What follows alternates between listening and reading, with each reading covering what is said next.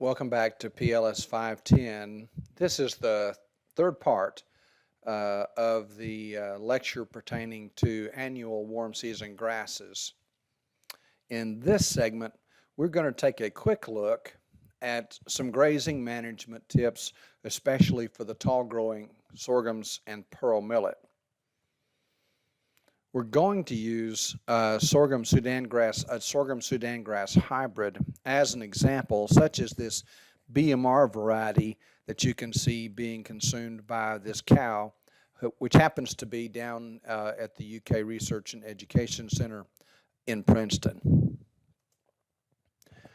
When you think about grazing summer annuals, particularly the tall growing ones like the sorghum Sudans, we don't want to turn in until they get to be 18 to 24 inches tall.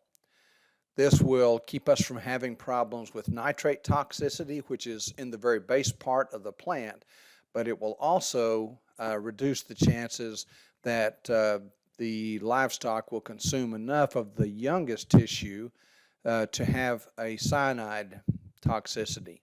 It is in the very, very young growth that we have the highest potential for cyanide toxicity. So while I'm not going to say a lot more about that now, because we're going to spend an entire lecture talking about animal disorders on forages. So when you want to graze summer annuals, the tall growing kind, you want to turn in when they're 18 to 24 inches tall.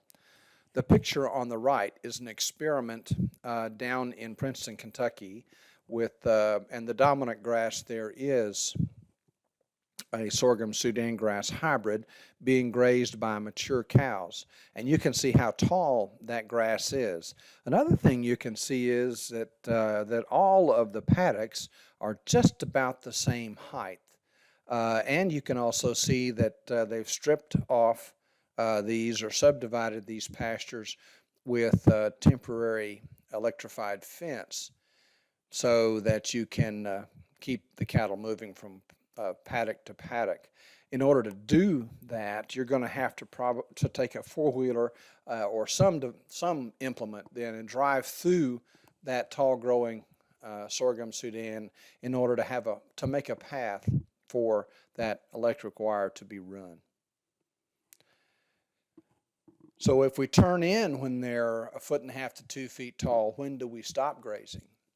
And it can depend on at least a couple of things, but one reason that you would stop grazing and move on is because they've consumed everything that you want them to consume in that pasture. And as leafy as it looks here at turn-in day, which is that picture that you see, when they leave that paddock, what will be left will be about 24 to 30-inch bare stems. Now you can leave more, in other words, move faster in a rotation, and sometimes that's advisable, particularly when the other paddocks are getting ahead of you, such is the case here that you see in this picture.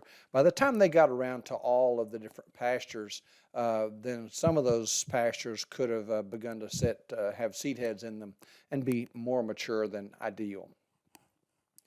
Another problem that we can have when we graze the forage sorghums in particular is that when they are frosted, that is when they are most likely to cause cyanide poisoning. So towards the end of the season, it is a very, very common recommendation that when frost is imminent, that livestock need to be pulled off of those pastures until the frost has killed down the green tissue there in those sorghum Sudans. Another management principle for grazing sorghum Sudans or tall growing summer annual grasses is to apply the nitrogen that you need when regrowth is desired and use moderate amounts of nitrogen each time, about 60 to 80 pounds of N, and that is variable. It may be as low as 50, but in that range. And the principle here is that you don't want so much nitrogen in that young growing crop that should you head into a drought that you need to worry about nitrate toxicity. So this brings us to a close of the three segments that pertain to annual warm season grasses. Until next time, we'll see you then.